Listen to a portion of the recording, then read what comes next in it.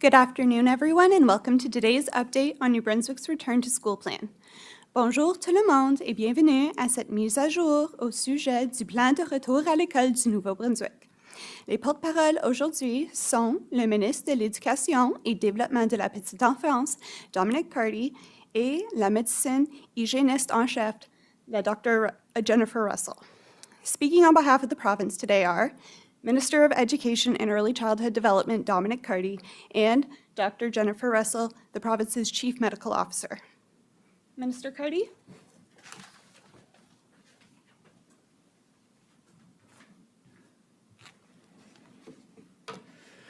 Thank you, Danielle. Thank you very much, Dr. Russell, again, for being here today.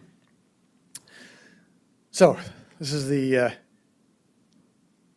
end of the beginning in terms of back-to-school plans as we get ready for a return to classes in a few weeks' time. So I want to thank you for what's going to be the first of several updates that are going to take place over the next few weeks on our return-to-school plan that was first shared several months ago. So je veux commencer par remercier Dr. Russell pour être ici avec nous aujourd'hui pour discuter le plan pour le retour à l'école. Ça va être le premier de quelques breuvages qu'on peut avoir sur ce sujet. En juin dernier, j'ai eu le plaisir d'être un des premiers ministres d'éducation au Canada à rendre public un plan pour le retour à l'école. So in June of this year, I was happy to be one of the first education ministers across the country to share a return to school plan. And at the Department of Education and Early Childhood Development, we understood that even though school had just officially ended for the year, that students and parents were already thinking ahead to this September. And we have, of course, all being faced with anxiety and uncertainties as we navigate the COVID-19 pandemic. And that's why we've tried as much as possible over the summer as all this work is going on to provide updates on what we've been doing inside the department, the work at the districts, and down to the school level.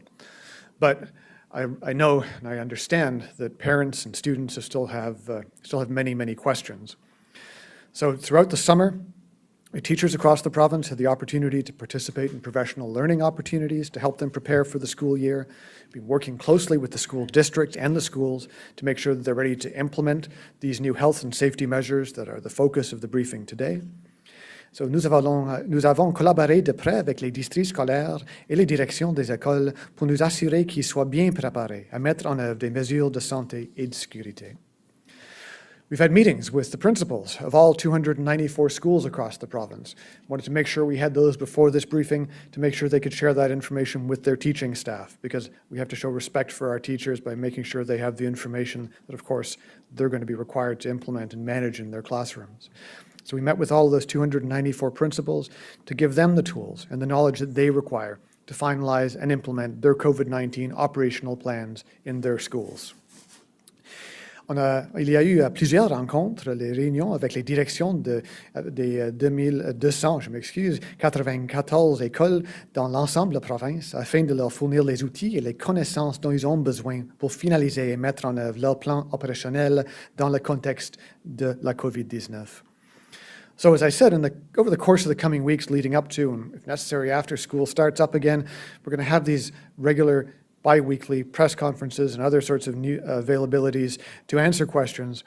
And of course, schools at the local level are going to be sharing their individual operational plans. But I will ask that parents continue to be patient. I know that you have got anxieties, but I assure you that we are working and doing our absolute best to ensure the safety of students and of all of our staff. We've been working very closely with Dr. Russell and her office as we've defined and refined and further developed our return to school plan to make sure that our preparations are carried out using the most up-to-date scientific information. While our mandate continues, of course, to be providing students with quality, inclusive education, we know that students can't be positioned for long-term success if our educators and our learners don't feel safe. Alors, notre mandat, ça reste le même, de fournir aux élèves une éducation inclusive et de qualité. Cependant, pour favoriser leur réussite à long terme, il faut que nos éducatrices et éducateurs, tout comme nos élèves, se sentent d'abord en sécurité. Je l'ai dit au mois de juin dernier et je trouve pertinent de le répéter aujourd'hui. Cette mise à jour ne permettrait pas de répondre à toutes les questions que chaque personne pourrait avoir à propos de l'année scolaire de 2020-2021. So I said this in June, I said it multiple times since, and I'll say it again today, that this address this update is not going to address every single question that every parent, every student will have about the coming school year. But over the course of the coming weeks, I'm going to do my absolute best to answer every single question through those multiple opportunities. Because there are going to be other questions, and we're going to have other sessions to talk about how the classroom bubbles work, how reduced group sizes are going to work, what blended learning is going to look like for high school students, and our plans for integrating technology and personalized learning into the classroom. So again, coming weeks, I'll get to as many of your questions as I possibly can. Because there are many aspects to this plan. As I said, way too many to go through in one news conference. And we're going to continue throughout as well to work with public health to meet the needs of students and staff as the situation changes and new information is presented. So today, the purpose of today's briefing is to give an overview of the new details in the plan and to answer some questions around safety measures in schools. So let's get going. As of September, students of all ages will need to bring a clean face mask to school with them every day. Face masks are not going to be required inside the classroom while students are working, if physical distancing can be maintained. À compter de septembre, les élèves de tous les âges devront apporter un masque en tissu propre chaque fois qu'ils se rendent à l'école. Le port du masque ne sera pas obligatoire dans les salles de classe lors des activités éducatives régulières si la distanciation physique recommandée par la santé publique peut être respectée.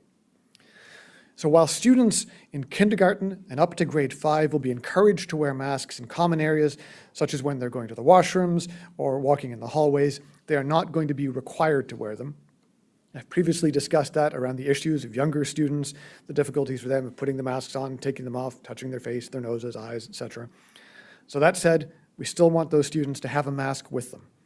In the event that a student becomes ill at any point during the school day, as the case with our early learning and childcare centers, they'll be required to wear the mask at that point until their parents or guardians arrive to take them home.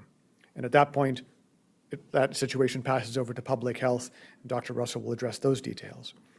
Students in grades 6 to 12 are going to be required to wear face masks as they travel through common areas in schools.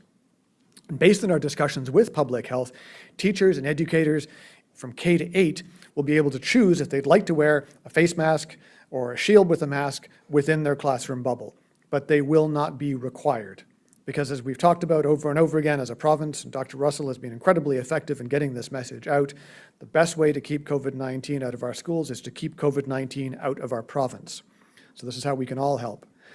In the high school setting, where students are not bubbled in classes so they can be allowed to have a more personalized learning experience, taking the optional classes that define the difference between high school and other ages, teachers will be required to physically distance from students. If they can't distance themselves for whatever reason, they'll be required to wear a mask. These same rules all apply to the use of public school buses. Ces mêmes règles s'appliquent aux élèves qui prennent l'autobus scolaire. Younger students who are not required to wear a mask will sit alone or with a member of their household. Older students will be able to sit 2 to a seat, but they will be required to wear a mask whenever they're sharing their seat, in addition to wearing them while embarking and disembarking. Clear curtains are going to be installed in the buses to provide a physical barrier with the bus driver when students get on and off of the bus. And if physical distancing is not possible, the bus driver will be required to wear a face mask or a shield with a mask. Students will sit in the same seat every day on the school bus to facilitate contact tracing if that ever becomes required. And to reduce congestion and to promote physical distancing, whenever possible, buses are going to be filled from the back to the front. And that way, students will not have to pass each other while getting on and off the bus. To keep our schools healthy and safe, guidelines around illness must be followed by staff and students throughout the year. If a student is ill, they must stay home. Teachers will be able to work with students on an individual basis to make sure they're able to make up any work that they have missed in class. But let me be clear about this. This is nothing new for our education system. We've got outstanding, motivated teachers who've been meeting the needs of our students for years, regardless of their individual circumstances. And I have every confidence that they have got the training and, of course, the passion to continue carrying out their exceptional work. Je tiens à préciser que ce n'est rien de nouveau pour notre système d'éducation. Nous pouvons compter sur des enseignants, des enseignantes remarquables et motivés qui donnent leur maximum pour répondre aux besoins des élèves depuis tellement d'années, et ce, peu importe les circonstances individuelles. Je suis persuadé que ces professionnels de l'enseignement ont la formation et l'enthousiasme qu'il faut pour continuer à effectuer le travail exceptionnel qu'ils accomplissent durant chaque année scolaire. Il faudra donc que les parents soient être vigilants pour surveiller la santé de leurs enfants. La Dr. Russell va aborder cet aspect dans quelques minutes. So what this means is that parents are going to have to be extra careful, extra vigilant, monitoring the health of their children, and Dr. Russell will get into the details around that momentarily. Preparing students for the future is what everyone in our education system does best, and our teachers are going to work with the students so they're prepared for life during the reality of this pandemic. Students are going to be taught age-appropriate ways to reduce physical contact and to promote hygiene. They will be taught how to wear their masks properly and reminded not to touch their faces. Families and staff can also anticipate several changes within schools. So depending on each school's operational plan, there may be arrows on the floor to direct traffic within the school, limits to the number of students or staff who can be in a given common area, such as a washroom or break area, and designated doors for entry and exit. Hand sanitizing dispensers will be placed at school entrances and in every classroom. Students are expected to sanitize their hands whenever they enter a school or classroom. Students must be prepared to bring a clean water bottle with them every day, as our drinking fountains are being replaced with water bottle filling stations. So departmental staff have spent a huge amount of time working with health and safety experts, with WorkSafe MB, to develop strenuous cleaning and disinfecting protocols. Le personnel du ministère a consacré beaucoup de temps à travailler avec les experts en santé et en sécurité de travail sécuritaire MB pour élaborer des protocoles rigoureux de nettoyage et de désinfection. Facility staff have even been developing training videos for custodians and bus drivers, so they're prepared to implement these new directives. We're making a few changes to cleaning schedules so that families can know what to expect. Those are going to include commonly touched areas, such as doorknobs, for example, will be cleaned regularly throughout the day. This is going to include cafeteria and eating areas, which are going to be cleaned between uses. Personal spaces, such as desks or lockers, will be cleaned daily, and change rooms cleaned a minimum of 3 times a day.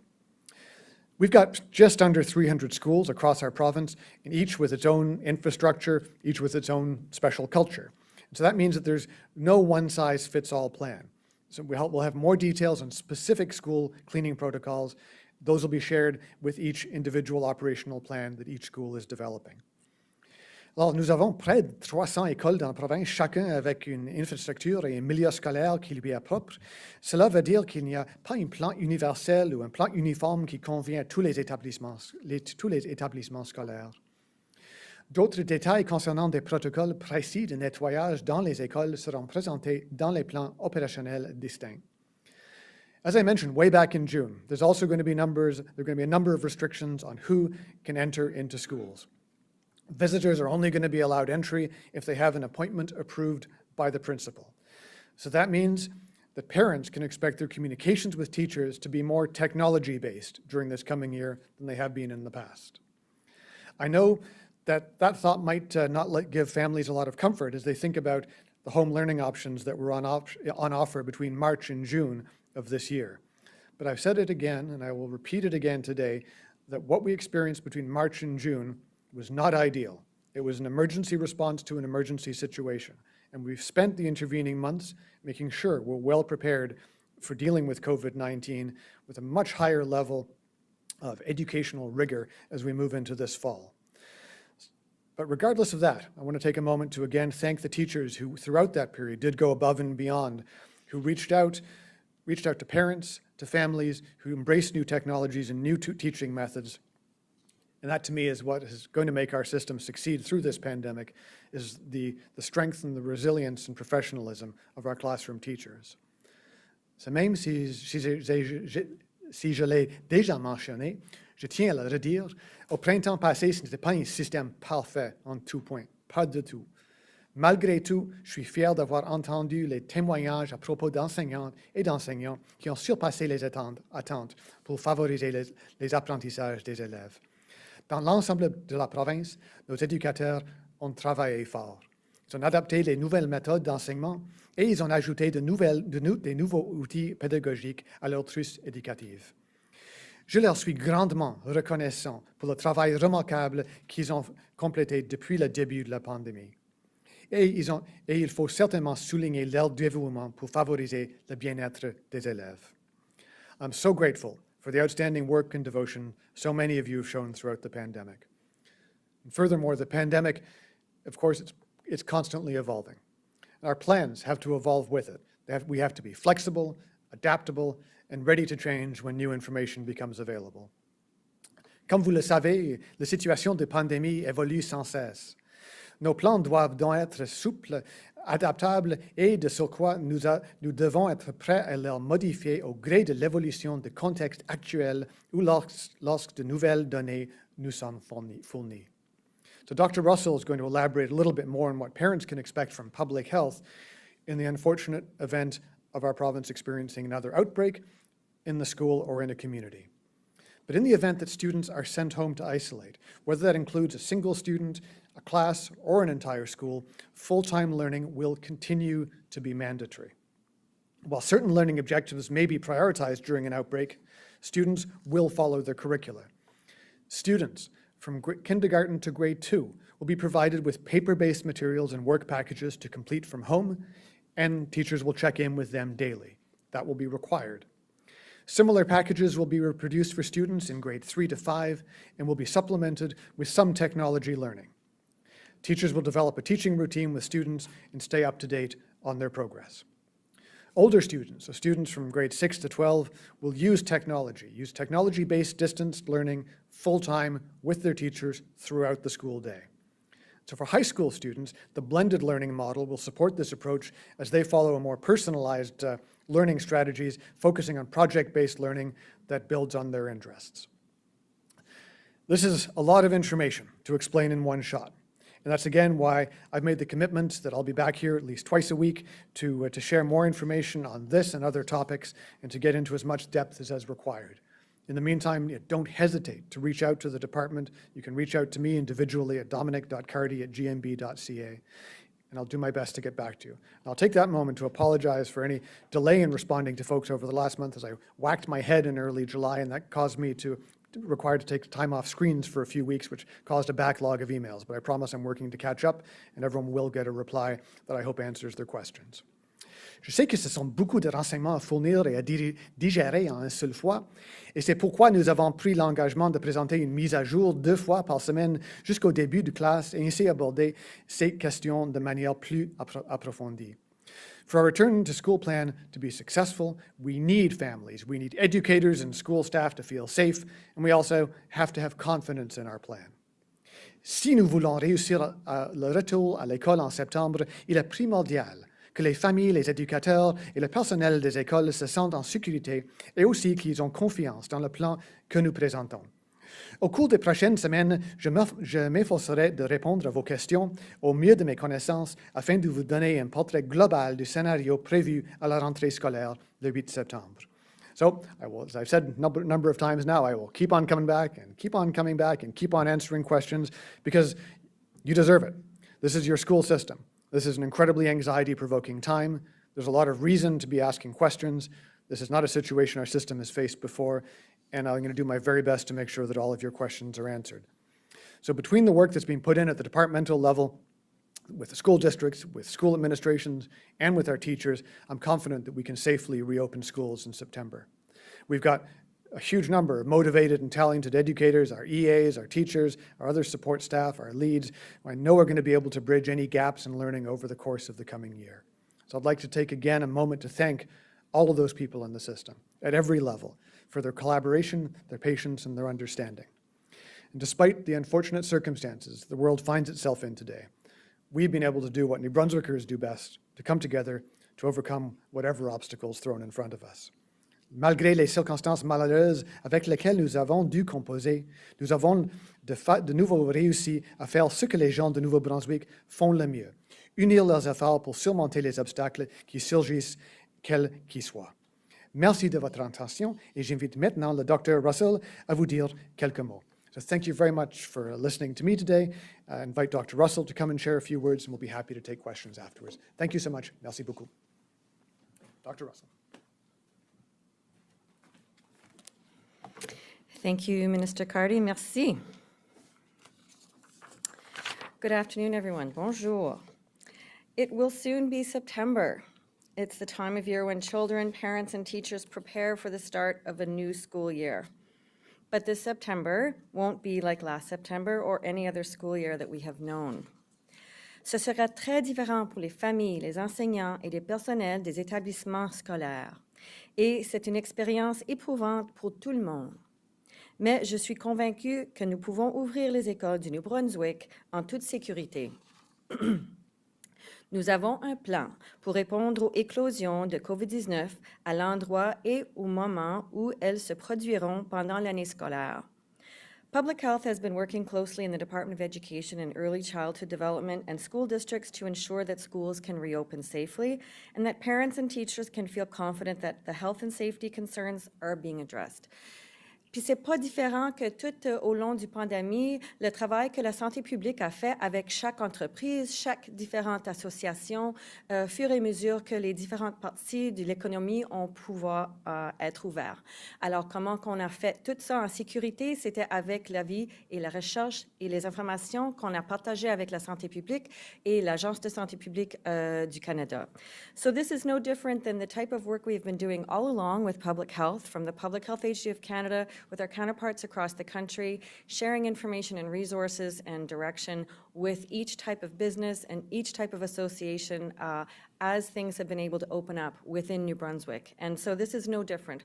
We have strong working relationships with the Department of Education at the provincial level and at the regional level, as we have in other areas and other concerns in the past. The Parent and Public Guide being released today is the result of the collaboration and is endorsed by Public Health. I want to be very clear that this is a plan for managing risks, not eliminating them. There will be further outbreaks of COVID-19 in our province, and it is possible that with some of these future outbreaks, they will impact one or more of our schools.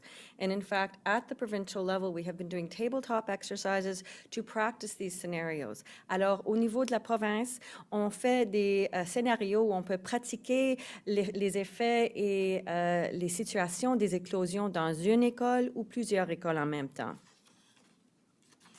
Je veux être très claire sur le fait qu'il s'agit d'un plan visant à gérer les risques et non à les éliminer. D'autres éclosions de COVID-19 auront lieu dans la province et il se peut que certaines de ces éclosions touchent un ou plusieurs établissements scolaires. Mais nous allons de l'avant car le coût du maintien de la fermeture indéfinie des écoles doit être comparé aux répercussions qu'une fermeture prolongée aurait sur les jeunes du Nouveau-Brunswick.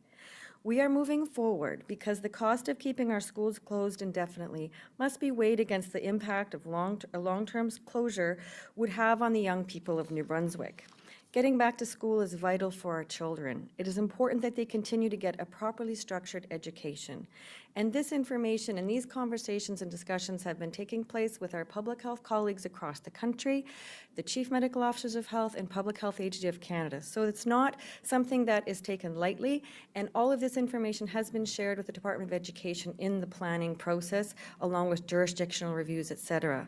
Alors, les discussions sur l'importance de l'éducation pour nos enfants et nos jeunes sont discutées à le niveau national avec les médecins hygiénistes en chef de toutes les provinces et aussi avec l'Agence de santé publique du Canada. Alors, c'est très, très important et on est vraiment convaincus que les étapes, les processus qu'on mis en place maintenant sont ceux qui sont plus sécuritaires. Mais au fur et à mesure qu'on a d'autres informations, nous sommes préparés à changer nos avis basés sur l'information qui change puis les recherches qui changent. So with the sharing of information from Public Health Agency of Canada and whatever new data and research is available, we will continue to input that information with our colleagues in education. And if there are changes that we will need to make, we will make those changes as we move forward. C'est nécessaire pour leur santé mentale et leur développement social. Nous voulons tous que cela se déroule de la manière la plus sûre possible et c'est le but du plan que le ministre Cardy présente ici aujourd'hui. Nous avons tous un rôle à jouer pour assurer la réussite de ce plan. It is up to us as parents, teachers, to make sure that students are ready to deal with this new normal and understand what is happening in the world around them. Comme parent, je connais que c'est quelque chose qui cause de l'anxiété, qui cause des inquiétudes. Je suis parent, je suis maman, mes enfants seront à l'école avec vos enfants. Alors, je comprends l'anxiété et les inquiétudes. So as a parent, I share your concerns, I share your anxieties. My children will be in school with your children, so I do understand what concerns you have at this time. And as Minister Cardy said, we will be here to answer questions as they come up. And again, we are very concerned that everything goes as planned and rolls out as well as possible with as much information sharing as possible so that everybody feels comfortable, knowing that it is very normal for this anxiety and it's very normal for these concerns to be at the forefront of your minds right now. It is particularly important that we reinforce the things that children can do to keep themselves healthy. They can limit their contact with other students by staying in their classroom bubble. They can wash their hands regularly and thoroughly several times a day. Alors, il y a des choses qu'on peut faire avec les enfants pour les éduquer, pour comment rester en sécurité. Et il est particulièrement important de renforcer ces mesures avec les enfants pour qu'ils puissent prendre de demeurer en bonne santé. Ils peuvent limiter leur contact avec les autres élèves en restant dans le bulle qu'ils forment avec leurs camarades de classe. Ils peuvent se laver les mains régulièrement et soigneusement, plusieurs fois par jour. When social distancing isn't possible, they can wear a mask to limit the spread of the virus. Est-ce que vous connaissez des gens qui ont besoin des masques? C'est le temps maintenant pour faire sûr qu'on a le support pour maintenir tous les processus qu'on veut mettre en place. Est-ce que vous avez quelqu'un qui peut rester à la maison si vous avez besoin d'isoler? Est-ce que vous avez des masques? Est-ce que vous êtes préparé? Est-ce que vous avez déjà eu des conversations avec votre employeur pour dire que, fur et à mesure que des situations vont se passer et dérouler, est-ce que vous êtes préparé? So, do you have the supports in place right now to be able to assist if your child has to stay home and self-isolate? Can you stay home with them? Have you had conversations with your employer about that? Do you need masks? Now is the time to get ready and prepare for that support that you will need as you go through the school year. Parents will be primarily responsible for monitoring their children's health and keeping them home when they aren't well. Teachers and staff have also been trained to watch for common symptoms of COVID-19. But even with all these precautions, the COVID-19 virus may find our way into our schools. And again, we're expecting this and we're preparing for this. And I think just as we've had fire drills, we've had lockdown drills, people understand what to expect when these things happen, and that's part of the preparation, is preparing people's expectations about what's going to happen in the event of an outbreak. Alors, comme on a fait des exercices pour les feux, des exercices pour quand il faut avoir des fermetures soudaines dans les écoles, on pratique les choses, on a des expectations, on peut prévenir qu'est-ce qu'on veut vouloir les processus qui soient en place pour pratiquer et avoir pour prévenir qu'est-ce qu'on va avoir de gérer. We all need to be prepared for that, and I want to explain what will happen when a positive case is discovered in a school setting. And I'm not saying if, I'm saying when, and that is what we're prepared for. When a positive case, and I don't mean somebody who is being tested, so I'm going to pause right now and repeat what I've just said. I'm not talking about when somebody is being tested. I'm talking about when a positive case has been diagnosed. Here in New Brunswick, our positivity rate is for every 1,000 people who get tested, who have symptoms, only one person is tested positive. So that means there are 999 people who get tested who are negative, and only 1 out of 1,000 tests positive. So if every time a person is tested, that means that 999 people would be worried and concerned, and if they shared that information with other people and they acted on it, for instance, in situations where businesses have been shut down and people have been sent home from work, that is quite disruptive. So we wouldn't want to see that in schools. So just remember the fact that it's a diagnosed case, not somebody who is being tested. So when a positive case is identified with a student or staff member, public health will advise the school, who will in turn communicate with parents in the school and the community. Public health will be responsible for contact tracing, and the classroom bubble will be helpful in determining who should be contacted. Some individuals may be required to self-isolate to limit the spread of the disease. This could be a few people, a classroom, multiple classrooms, or even an entire school, depending on the level of contact with the infected person, depending on how public health staff assess that risk. And I can tell you that my regional medical officers of health have been doing an amazing job up until this point with the teams in the regional, in the regions to make this happen with the outbreaks that we've already seen and the continuing cases that we have seen. A single case of COVID-19 will not automatically trigger a closure of a school. Si un élève ou un membre du personnel reçoit un diagnostic positif, la santé publique en informe l'école qui, à son tour, communique avec les parents et la communauté scolaire. Puis je vais poser là parce que je veux renforcer le message que c'est un cas positif diagnostiqué. Pas quand quelqu'un va être testé. Dans la province de Nouveau-Brunswick, pour chaque 1000 personnes qui sont testées avec des symptômes, seulement une personne teste positif. Ça veut dire que 999 personnes avec des symptômes qui sont testées pour le COVID-19 sont négatifs. Alors, ça veut dire qu'on ne peut pas fermer les écoles, les entreprises, etc., quand les gens sont testés. C'est seulement après que quelqu'un a été diagnostiqué qu'on va faire les contacts, avec les recherches avec les contacts étroits. Et dans ce cas, la santé publique, nos staffs vont contacter les gens qui sont à risque. Et c'est ça qu'il faut vraiment rester informé sur cette information parce que c'est ça qui soit le processus qui va arriver quand un cas est diagnostiqué. La santé publique est chargée de la recherche des contacts et la bulle que forment les élèves de la classe permettra de déterminer avec qui elle doit communiquer. Certaines personnes devront peut-être s'isoler pour limiter la propagation de la maladie.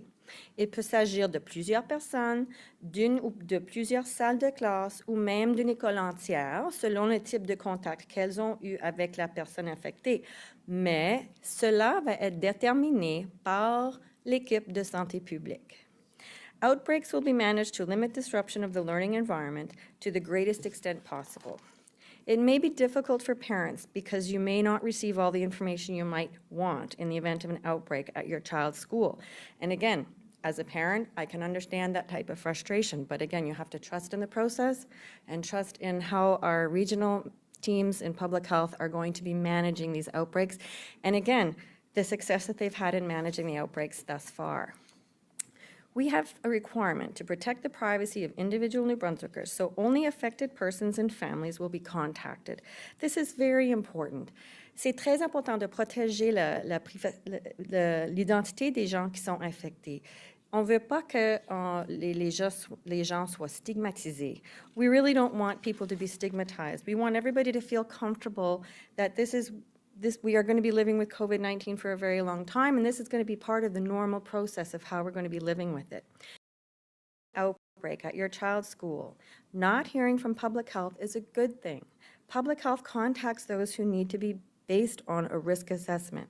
Si vous apprenez qu'il y a une éclosion dans l'école de votre enfant, ne pas recevoir de communication de la santé publique est une chose positive. Nous nous engageons sur une voie jamais suivie auparavant alors que nous amorçons cette nouvelle année scolaire. We are embarking on an untraveled road as we begin this new school year. None of us has been through a September like this one. And the challenges ahead will require bravery, wisdom, compassion, and kindness from all of us. They will require active vigilance, active caring, so that our students stay healthy and safe. We can get through this by working together and supporting each other, and I can't underline that enough. We really need to support each other. Les défis qui nous attendons nous demanderont à tous à faire preuve de bravoure, de sagesse, de compassion et de bienveillance. Nous devrons être activement vigilants et attentifs afin d'assurer la santé et la sécurité de nos élèves. Nous y parviendrons en travaillant ensemble et en nous entraidant. Merci beaucoup. Thank you. Merci, Monsieur le Ministre, et merci, Dr. Russell. We'll now proceed with questions from the media. Each reporter will have one question and one follow-up. You can pose your question in the language of your choice. Nous allons maintenant procéder aux questions des journalistes. Chaque journaliste aura une question et un suivi. Vous pouvez poser vos questions dans la langue de votre choix. Vicky Hogarth, CHCO TV. Thank you. My question is for Dr. Russell. Dr. Russell, will the return as well as the onset of colder weather mean that as a province we should increase the amount of overall testing New Brunswick is doing for fall and winter, or perhaps even adopt a more random testing strategy to prevent outbreaks? Hi, Vicki. So our testing strategy right now is being worked on by our public health teams, and in terms of how it works with the schools opening and winter weather, there is no plan to change things at this time, but certainly the goal has always been to make sure that our testing reflects what we will need to know to be confident that there's no community transmission, et cetera.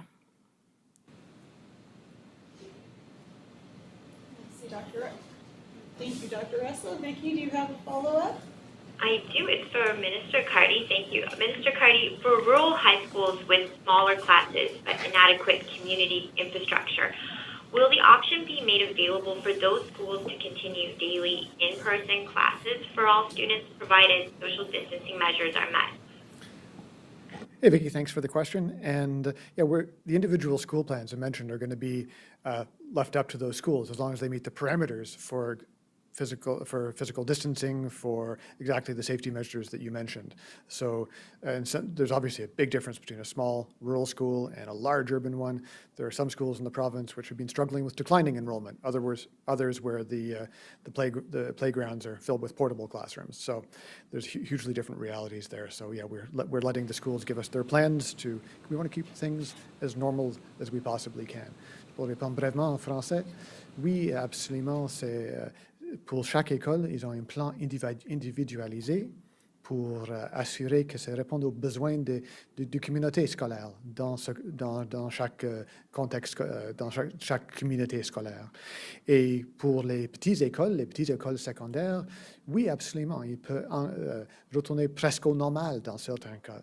Dans les grandes écoles urbaines, avec un grand nombre d'élèves, beaucoup de portables, c'est assez différent et pour eux, absolument, ils ont besoin d'adopter les nouvelles mesures. Mais si les écoles peuvent assurer la sécurité, la santé des élèves, pour nous, la manière qu'il arrive à ce point, ça c'est le but de notre système, d'avoir un niveau de choix encadré par les réglementations qui assurent la sécurité des élèves et aussi les équipes scolaires.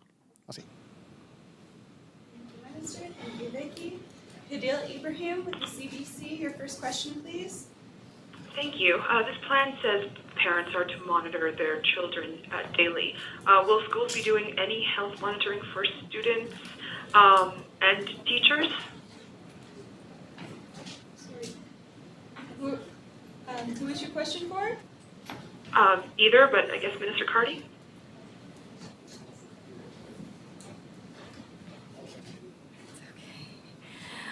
So my understanding is that the parents are responsible for making sure that their children are well enough to go to school and don't have symptoms. But certainly if it's noticed by a teacher, then that would cause somebody to be contacted at home, obviously, which is the case today. If children are unwell at school, I'm sure teachers and principals are aware of that. And if a child is unwell, they do contact the parents. Thank you, Dr. Russell. Hadil, do you have a follow-up? Yes, I have a second question, but just to confirm, will there be monitoring for teachers?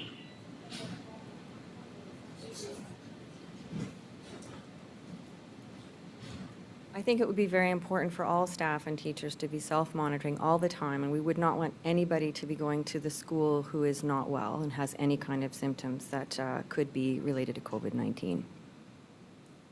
Thank you. And my second question is for Dr. Russell. Last week you announced physical distancing will be reduced from 2 meters to 1, provided that people wear a mask. In this plan, students are 1 meter apart but not wearing masks. How prudent do you think this is?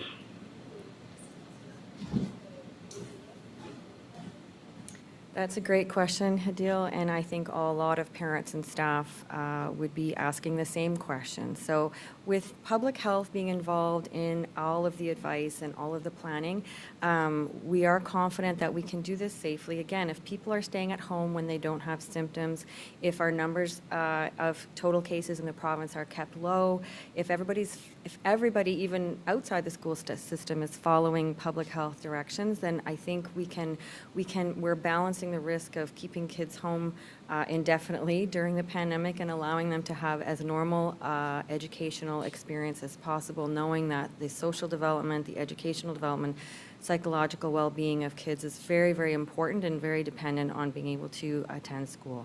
But my understanding is that, again, this information contained in the guidance documents has all been endorsed by public health. Thank you, Doctor. Thank you, Léa. Alexandre Boutreau, Acadie Nouvelle.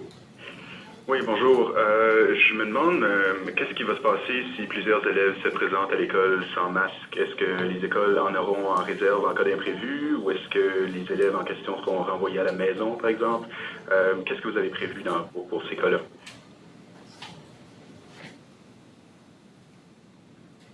Et merci pour la question. C'est encore, on va voir les politiques sur ça pour assurer que c'est juste comme les autres questions de discipline dans les écoles. En commençant pour dire, OK, regarde, tu as oublié ton masque, oui, on a une, mais ce n'est pas le but de donner chaque jour à chaque élève un nouveau masque. Alors, c'est juste comme les autres réglementations pour la vie scolaire, pour les étudiants. Il y a l'expectation que, oui, il va porter les masques. Si c'est juste une question d'une journée qu'il oublie, on peut arranger quelque chose. Mais encore, ce n'est pas le but de donner tous les élèves un nouveau masque chaque jour qui est donné par l'école, parce que ça va clairement créer un niveau d'investissement qui n'est pas prévu. Et je veux investir de l'argent dans tous les cas pour assurer l'augmentation de la sécurité de notre système, de santé des élèves et l'équipe scolaire. So just to answer that one again in English, around what happens if kids don't come to school with masks, that the goal is to be flexible. It's another rule in school. You're supposed to bring a mask. If you forget one day, we'll provide you with a mask. If you forget 2 days, you're going to start to get the raised eyebrows. The goal is to make sure that students obey the rules. Like everything else with school, there'll be challenges with that, but I'm sure that our teaching staff is up to it and will be there to give them the backup that they need. I hope that answers your question. Merci. Merci, ministre. Alexandre, avez-vous un suivi? Oui, j'ai une question sur un autre sujet. Au secondaire, comment est-ce que vous allez déterminer quels élèves pourront être en classe un jour donné et quels élèves devront être en classe le deuxième jour? J'imagine que ça pourrait devenir compliqué dans des écoles où il y a une population assez élevée. Comment est-ce que vous allez déterminer ça ou comment est-ce que les écoles vont le déterminer sur le terrain? Once again, something that, je m'excuse, pour la question de comment est-ce qu'on va décider, c'est on adresse ça avec les plans individualisés de chaque école parce que, encore, les besoins de chaque école est différent. Quand j'ai mentionné pour la première question, aujourd'hui, dans certaines écoles, il n'y a pas besoin de faire de grands changements parce qu'il n'y avait pas un grand nombre des élèves dans l'école. Pour les autres, c'est absolument nécessaire.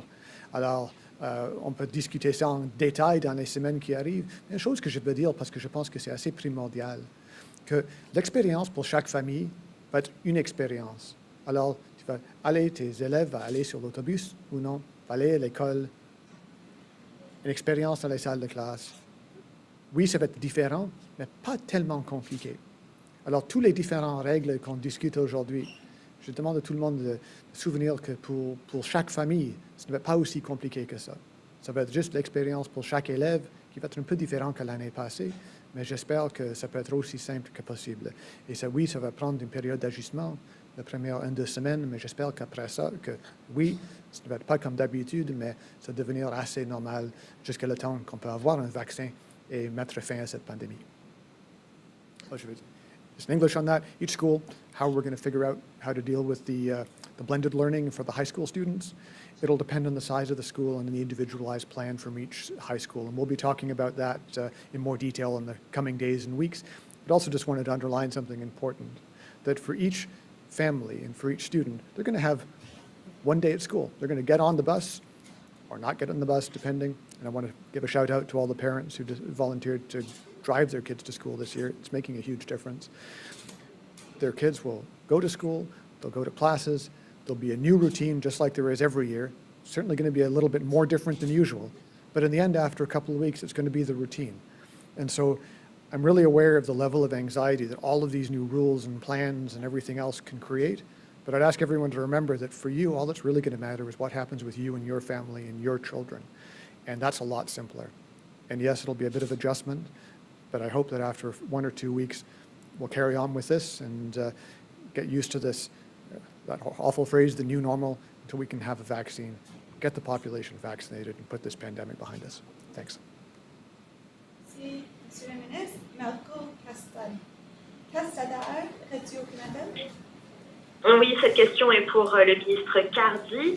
Est-ce que vous remettez la charge de la surveillance du port du masque sur les enseignants? Est-ce que c'est eux qui vont devenir une nouvelle police, si on veut, sur le port du masque à l'école? Merci pour la question. Je vais prendre un peu d'exception sur l'idée qu'ils sont des polices. Les enseignants sont responsables pour former nos jeunes. Et la formation, c'est clair que ça inclut les réglementations sur le comportement, sur les autres manières d'agir dans les écoles. Alors, les masques sont seulement quelque chose qui est ajouté à une longue liste que je pense que tout le monde qui a vécu le système scolaire, on peut tous souvenir les réglementations qui étaient là. Alors, c'est juste une autre pour ajouter aux listes. Je suis complètement confiant que notre équipe scolaire exceptionnelle est absolument prête pour prendre cette responsabilité, parce qu'ils comprennent le fait que nous sommes dans une pandémie mondiale et que c'est sérieux. Et la seule manière d'assurer que notre population peut survivre cette pandémie dans une manière sécuritaire jusqu'à aujourd'hui est de prendre les mesures pour assurer notre santé. So when it comes to teachers being like the police for enforcing mask rules, I don't think that's really accurate. Teachers are there to teach. And in this case, part of what they're doing is, yes, protecting public safety by enforcing the mask rules that have been announced today, but also they're teaching kids how to care for themselves and for their fellow students and for the community around them. And that's how we've gotten to the place that we are right now in this pandemic, which is one of the best in the whole world. So let's keep that up. And our teachers are there to help the next generation get ready for how to deal with a pandemic. We never thought we'd need that lesson. Turned out we did. I've got no doubt our teachers are going to continue their exceptional work in preparing our students to deal with a changed future that, sure, we couldn't have imagined it, but our teachers are up to the task. Thanks. Merci, Monsieur le Ministre. Marco, avez-vous un suivi? Oui, merci. Ce sera toujours pour le ministre Cardy.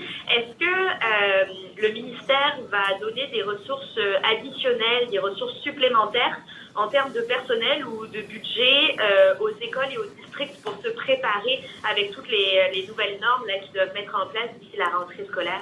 Absolument. C'est impossible de répondre à une pandémie comme le COVID-19 sans avoir les ressources additionnelles. Alors, on a embauché les nouvelles employés pour le système en grand, plus ou moins 150 membres de la Fédération des enseignants-enseignantes, plus ou moins 70 conducteurs d'autobus, et on a ajouté à peu près 10% au nombre des gens qui nettoient les écoles. Alors, juste sur la question des ressources humaines, c'est clair qu'il y a un grand investissement. Quand j'ai mentionné dans mon discours, on remplace les fontaines d'eau avec les stations pour le remplissage des bouteilles. On ajoute les stations de nettoyage pour chaque classe, dans chaque école. Alors, c'est une dépense d'à peu près 75 millions de dollars en addition du budget normal du système, le budget prévu pour répondre aux besoins créés par le COVID-19. So absolutely, we are making additional investments because you can't respond to something like COVID-19 without spending money. So we've hired around 150 new members of the Teachers Federation, both English and French sectors. We've got about plus or minus 70 new bus drivers, and we're adding about 10% to our custodial staff. We're replacing water fountains in every school with water filling stations. And we're making sure that every single classroom in every single school has access to a cleaning station. So we're making the investments that are needed to keep our kids safe, to keep our teachers safe, and all the professionals who work in our schools. Thanks for the question. Merci, Monsieur le Ministre. Merci, Marco. Merci. Adam Harris, Telegraph Journal, your first question, please. Thank you. I'd like to hear from Minister Cardy and Dr. Russell on this one. School policies on masks differ widely across the country. I just wanted to know how you landed on what you did, and if there was a model of a policy from another province that you followed, and then for Dr. Russell just to talk about why it is different in every province. That's. Oh. Sorry? Do you want to go first? Yeah.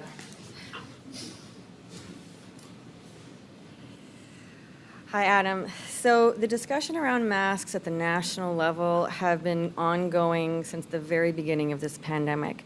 And in the information that we receive in terms of the research and evidence and studies continues to evolve. And so those discussions continue to happen as recently as this week. So we meet twice a week with the Public Health Agency of Canada, as well as the Chief Medical Officers of Health from the country. We have shared across all jurisdictions what the masking policies are in each school. And at the end of the last discussion on Tuesday was, we need to discuss it again. So wherever we land right now, it could change. So we're just going to deal with the information that we have today, knowing that more information is coming and will continue to evolve. So if you look at the different jurisdictions and what people are doing, it's a little bit all over the map, and it's because, again, the information that we get from Public Health Agency of Canada and all the studies that we're looking at in great detail continues to evolve. So I think parents and staff have to be flexible right now in terms of we're gonna make decisions based on what we know today, and as things change and evolve, then we're gonna make new decisions as needed. Yeah, Adam. The only thing I'd add to what Dr. Russell said is that from the very beginning of this pandemic, my approach has been to look at what's happening around the world and to take an approach that balances, as Dr. Russell has put it in every one of her statements, the educational needs of our students and the need to protect them and make sure that they're safe. And of course, by extension, the safety of the professionals who work in the school system as well. And so far, I think we've managed to achieve that balance. And with the help and guidance of Dr. Russell in public health, we've been out in front on a number of different files since the beginning of this pandemic, and it's one of the reasons that New Brunswick is doing well. So we're going to continue to follow that approach because it's working, but to do that, we continue to need the help of New Brunswickers. Because I've said a couple of times already, and Dr. Russell has said, we're going to say it in probably every one of these briefings, the way to keep our schools safe is to keep New Brunswick safe. And if we can keep COVID-19 out of this province and prevent community transmission as much as possible, that's the best way to keep our schools open and safe. We will have setbacks, we will have more cases, we will probably have cases in schools. But the more that we can follow the rules that are becoming familiar to all of us with social distancing, the use of masks when appropriate, that's the best way that we can keep our province safe and our kids safe. Alors, juste pour ajouter brièvement ce que Dr. Russell a dit, on a besoin d'être conscient que la manière plus efficace de protéger la sécurité de notre province, du système scolaire de notre province, et de protéger notre province, d'assurer la distanciation sociale, d'utiliser les masques quand c'est approprié et de prendre les avis des experts mondiaux. Jusqu'à ce point, c'est ça qui a vraiment nous aidé à arriver à un point positif dans cette pandémie. On va continuer dans la même direction. Merci.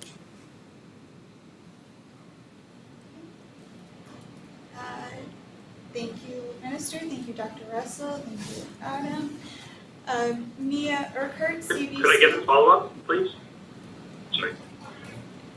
Yeah, a quick one. Yeah. Dr. Russell, you addressed how all parents of a school won't be contacted if there is a COVID case found. To drill that down a little bit, would the parents of everyone in a class be contacted, or could it just be the one student's fault and then that's it, no one hears the rest about it?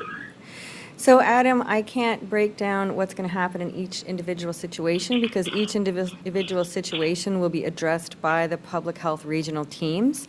And so who is contacted will be determined by what the public health regional teams determine in terms of the risk. So if there's a risk that a child is a close contact, they will be contacted. And if there's a risk that they're not as close of a contact, they may be contacted not for self-isolation and or testing, but they may be contacted to say they need to self-monitor. And that's been the case throughout the pandemic. The process will not change just because it's happening in a school. The process has been in place since the beginning of the pandemic that when somebody is diagnosed, the close contacts are contacted, and if somebody is considered to be a lower risk contact with respect to not having as close contact, they would be told to self-monitor, and those people would be told either individually or they'd be told at the classroom or school level. And that's been the same case in terms of businesses that have been affected. If an individual tested positive, the close contacts were contacted and told to self-isolate, and then anybody who might be a contact that was less of a risk, then those people would be told to self-monitor. Thank you, Doctor. Thank you, Adam. Mia Urquhart, CBC.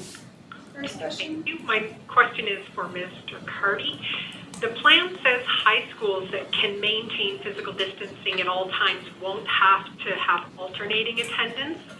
So how many of those high schools exist in the province, and have those parents been notified that their kids will be going every day? Hey, Mia, thanks for the question. Not yet. Again, that's down to the individual school level. We'll have a lot more details on that and how this high school system is going to work over the next week or so. So that's all the information that'll be coming out in the next little while. So juste pour les écoles secondaires, pour les écoles qui ne vont pas avoir les différentes manières de former les élèves pour une journée à l'école et une autre journée dans les autres endroits, on va avoir cette information pour partager dans les journées qui arrivent. Minister. Mia, do you have a quick follow-up? I do, thank you. What if a parent is an essential worker, say a truck driver, who travels to other parts of Canada and must self-isolate when he or she comes home? What if they have school-aged children and self-isolate in the home? Do the kids have to as well, or can they go to school? So our advice about self-isolation and essential workers and what's been in place right now for daycares would be very similar in the sense that obviously the risk, I'm going to break this down in a couple of ways. One, an essential worker who is work isolating, they are only required to self-isolate if they are directed to, with respect to if they are diagnosed as a case, because right now we are allowing essential workers to work isolate, but not necessarily self-isolate at home. Would it be prudent for family members of people who travel in and out of the province on a regular basis to self-isolate? That would be prudent. And especially knowing that we're going into a period of time where we can't predict what's going to happen with respect to the school setting and the risk of outbreaks. We are planning for all of those things, but we can't predict exactly how it's going to look and feel. What we do know, and this may reassure some people, based on the evidence and research as of today, which can change and can evolve, what we're seeing is the pattern of transmission from child to child is very low. So the likelihood of a child getting infected from another child is low. It's not zero, but the higher risk is for a child to get infected from an adult. So I think what we could expect to see is either children being infected in a household environment or close contacts of the household, or in that kind of a setting and bringing it to school, or an adult bringing it to school. So I think we just need to remember that the risk will never be zero. Whatever precautions we can take, we should be taking all the time. And so, you know, I think the idea of gatherings being a high risk setting for transmission, when school gets back up and running, I think we have to make very, very conscious choices and decisions about what each household member is doing. I think at the school level, there's probably no more things that we can put in place than we have right now in terms of protecting the school population, the staff, students, etc. We have those things very clearly delineated. But what we really will need continued support and continued help with from each individual in this province is what you do as individuals in your household and who you interact with outside your household moving forward, because I think that is what's going to be critical with respect to success during the school year. Russell? Thank you, Mia. Travis Fortnum, Global. Hi there. My first question is for Minister Cardy. We touched on some of the extra investments being made for the school year, such as custodial staff and bottle filling stations. I'm wondering if we know if those will be in place for the start of the school year, or if it'll be an ongoing rollout. The expectation is that we'll have those measures in place for the system in September when schools restart. So that's the goal. And if there's any updates on that, I'll let you know, but that's the intention. Alors, l'intention d'avoir les mesures de sécurité pour assurer la santé des élèves en place pour le commencement de l'école. S'il y a les changements, les exceptions, je vais les partager dans les semaines qui arrivent. Thank you, Minister. Travis, do you have a follow-up? I do, and probably Minister Cardy would be best to respond to this as well. I know it's hard to deal in absolutes, especially in a situation like this, but something stated in the plan and something you touched on a little earlier is that in the event of an outbreak, learning will continue. Is that the case even if the province as a whole sees a wave to the degree of what we saw earlier this year, or even worse, perhaps? Like you said, it's hard to deal in hypotheticals, but our intention is to keep the school systems open as long as Dr. Russell lets us. L'intention est d'assurer que le système scolaire reste ouvert jusqu'à le point que Dr. Russell dit que ce n'est pas sécuritaire de le faire. On a besoin de continuer l'éducation de nos jeunes, c'est primordial. We've got to keep educating our kids. We cannot let years and years go by, otherwise we'll be creating a lost generation, and I don't think any of us want that. Thank you, Minister. Thank you, Travis. Charles Caméra, TVA, votre question, s'il vous plaît? Oui, ma question s'adresse au ministre Cardy. Vous ne l'avez pas mentionné en conférence de presse. Peut-être que vous allez en parler là, dans les autres conférences de presse, mais je me demandais tout simplement concernant le programme d'aide là, pour les parents à moyen revenu et faible revenu concernant les ordinateurs et portables. Est-ce que l'équipement va être remis à temps là, d'ici avant le début de l'année scolaire, tout simplement, pour ce qui est des portables et ordinateurs? C'est quelque chose qu'on va adresser dans les autres conférences de presse, mais je veux juste dire pour commencer, pour les gens de faible revenu, le programme donne les subventions pour les familles qui ont un salaire de juste à 85 000 $ par an. Alors, ce n'est pas exactement faible revenu, mais on va avoir les détails à partager dans les semaines qui arrivent. On the question of the subsidies for computers, for high school students in particular, that we will be handling all the detailed questions around that in the briefings that are going to be coming up over the next couple of weeks. It's a program that applies to all families who earn less than $85,000 combined income. We do take into account as well adjustments caused by COVID. If you had a full-time job last year and lost it because of COVID-19, we're going to base the assessment for subsidies on your new salary, not the pre-existing one. Merci, Monsieur le Ministre. Merci, Charles. Avez-vous une suivi? Oui. Ma question peut s'adresser à Dr. Russell ou encore au ministre Cardy. C'est concernant l'amélioration des protocoles de nettoyage ou encore ce qui est de la sécurité du personnel et des dépistages. Est-ce que ça va être sensiblement la même chose partout dans les écoles et districts scolaires ou ça peut varier là, des différents districts scolaires, là, un peu comme le plan opérationnel? Est-ce que ça peut varier également? Non, les standards sont imposés au niveau central. Les mesures d'assurer qu'ils réussissent d'achever les standards qu'on a soulignés au niveau central, ça c'est pour les écoles, avec le soutien des districts. So in terms of the cleaning standards, we're setting the standards provincially. It's up to each school to figure out how to meet those standards, but they are those central standards, and they will be enforced. And that is absolutely, we have to make sure that everyone is equally protected when it comes to health and safety. And I know we're going to be wrapping up soon. I want to just take one moment and thank the folks who have been doing our translation and sign language work, because I know that I speak far, far too fast. I've been trying my best to be a bit more reasonable today. I just want to thank you very much for the work for the folks behind the scenes who have to go through a lot of stress from the folks of us behind this podium from time to time. So thank you to them. Merci, Monsieur le Ministre. Merci, Charles. Merci. That concludes today's update. Thank you. Voilà la fin de notre mise à jour. Merci.